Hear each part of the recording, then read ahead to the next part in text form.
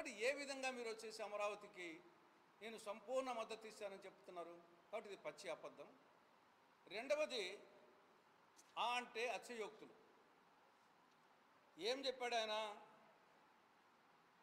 అమరావతి అనేది ఇది ఒక రాజధాని కాదు, ఇది ఒక శక్తి.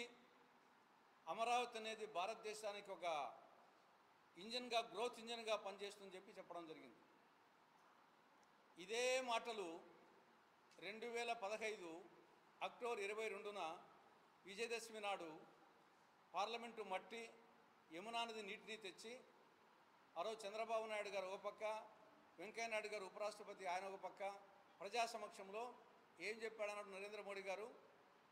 ఢిల్లీని తలదన్నే రాజధానిని ఆంధ్రప్రదేశ్కి ఇస్తానని చెప్పావు. ఢిల్లీని తలదన్నే. ఇప్పుడు పరిస్థితి ఏమి? మళ్ళీ రెండోసారి శంకుస్థాపన చేస్తున్నాం. కాబట్టి అమరావతి ఒక శక్తి అంట, దేశానికి ఒక గ్రోత్ ఇంజన్గా చేస్తా అంట.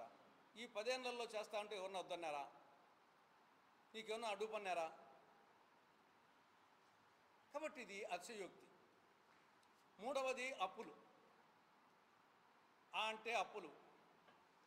ఇక్కడ విభజన చట్టంలో సెక్షన్ 94 సబ్సెక్షన్ 3 ప్రకారంగా ఆంధ్రప్రదేశ్ రాజధాని అమరావతిలో రాజ్భవన్, సచివాలయం, అసెంబ్లీ, శాసనమండలి భవన్, హైకోర్టు, అదర్ ఇన్ఫ్రాస్ట్రక్చర్ ఇవన్నీ కేంద్ర ప్రభుత్వం ఇచ్చి తీరాల. షల్ ఇది చట్టంలో ఉంది. కానీ మీరు ఇచ్చింది కేవలం 2500 కోట్లే కాబట్టి మొత్తం రాష్ట్ర ప్రభుత్వం అప్పుల కోసం పోతా ఉంది. ఇప్పుడు 6750 కోట్ల అప్పు వరల్డ్ బ్యాంక్ నుండి, 6750 కోట్ల అప్పు ఏషియన్ డెవలప్మెంట్ బ్యాంక్ నుండి, 11,000 కోట్ల అప్పు హడ్కో నుండి, 5,000 అప్పు కేఎఫ్ఐ జర్మనీ బ్యాంక్ నుండి, మొత్తం 29,500 కోట్ల రూపాయలు అప్పు తీసుకుంటుంది. కానీ చట్టం ప్రకారంగా కేంద్ర ప్రభుత్వం గ్రాంట్ ఇవ్వాలి. నువ్వు గ్రాంట్ ఇవ్వని కారణంగా రాష్ట్ర ప్రభుత్వం అప్పుకు పోతుంది. ఆ అప్పు వచ్చేసి రాష్ట్ర ప్రభుత్వం తీర్చాలి, అంటే ప్రజలు తీర్చాలి. కాబట్టి మూడవది అంటే అప్పులు. నాలుగవది అంటే ఆడంబరాలు. ఇక్కడ నువ్వు చేసేదే రెండోసారి శంకుస్థాపన. ఆల్రెడీ శంకుస్థాపన అయిపోయింది. చెయ్యాలి చెల్లి పెళ్ళి మళ్ళీ మళ్ళీ అన్నట్లు ఇది నువ్వు చేస్తూ ఉండేదే రెండో పెళ్ళి, మళ్ళీ పెళ్ళి. ఆల్రెడీ 2015 అక్టోబర్ 22న ఆల్రెడీ శంకుస్థాపన అయిపోయింది, మొదటి శంకుస్థాపన. ఇప్పుడు నువ్వు చేస్తూ ఉండేది మళ్ళా దానికే రెండోసారి శంకుస్థాపన. కాబట్టి ఇది మళ్ళీ పెళ్ళి. దీనికి ఇంత ఆర్భాటము, ఇంత ఆడంబరము అవసరమా? 6,000 మంది పోలీసులు, 4,500 బస్సులు, కొన్ని వేల కార్లు, డాక్రా మహిళలు, ఉపాధి కూలీలు, విద్యార్థులు, ఎండాకాలం ఒకతను సీసీ వెలుగు సీసీ వచ్చేసి నాగరాజనతను చనిపోవడం జరిగింది.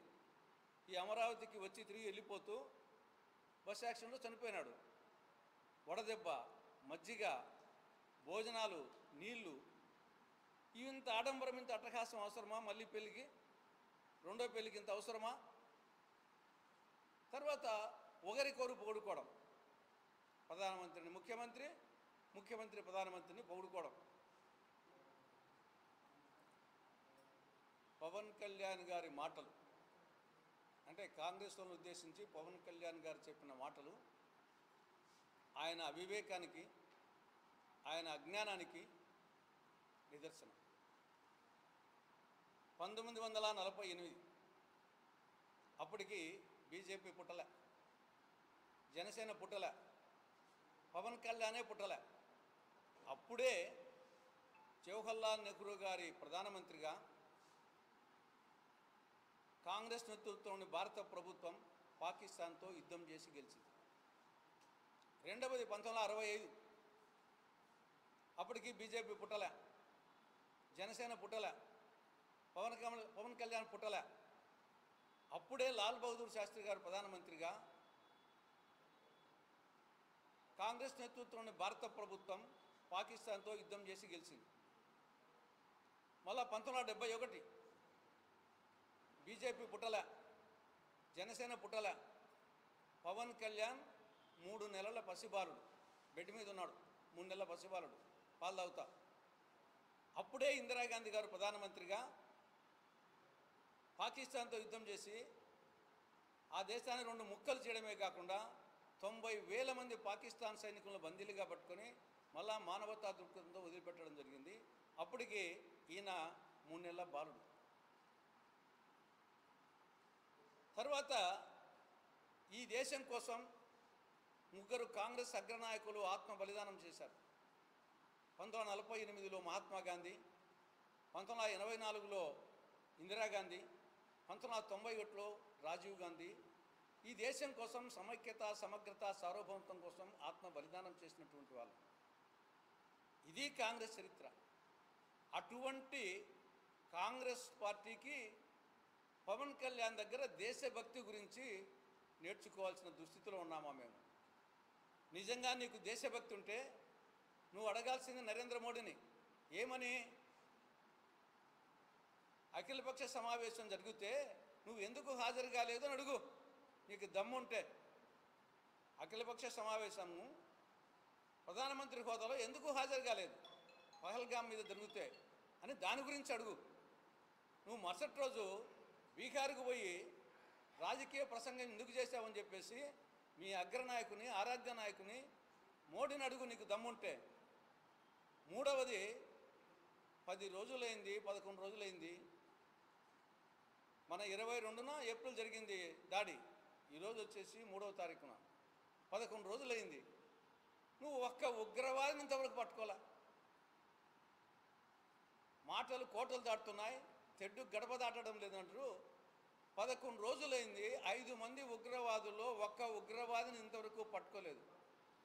కానీ పెద్ద పెద్ద మాటలు ఏదో మొత్తం అయిపోయినట్టు, పాకిస్తాన్ మీద దాడి చేసినట్టు, గెలిచినట్టు.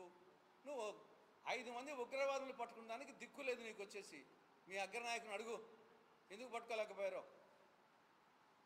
నీకు దమ్ముంటే 2 పాచిపోయిన లడ్డు ఇచ్చినావు ప్రత్యేక హోదా ఇవ్వకుండా అని చెప్పి అడిగినావే, ఆ రోజు అన్నావే. ఆ మాటను మళ్ళీ రిపీట్ చేయి నరేంద్ర మోడీ గారి సభలో. సార్, మీరు 2 పాచిపోయిన లడ్డు ఇచ్చారు ఆంధ్రప్రదేశ్కు, ఇదే మంచి పద్ధత అని అడుగు దమ్ముంటే. కాబట్టి ఈయన దగ్గర కాంగ్రెస్ వాళ్ళు దేశభక్తి గురించి, జాతీయ భావం గురించి ఈయన దగ్గర నేర్చుకోవాలి మేము. దాన్ని బట్టి అర్థమవుతుంది. నువ్వు చిన్నపిల్లనివి, నువ్వు అతిగా ఊహించుకోవాకు. నీ పరిస్థితి ఇది. చాక్లెట్ తినే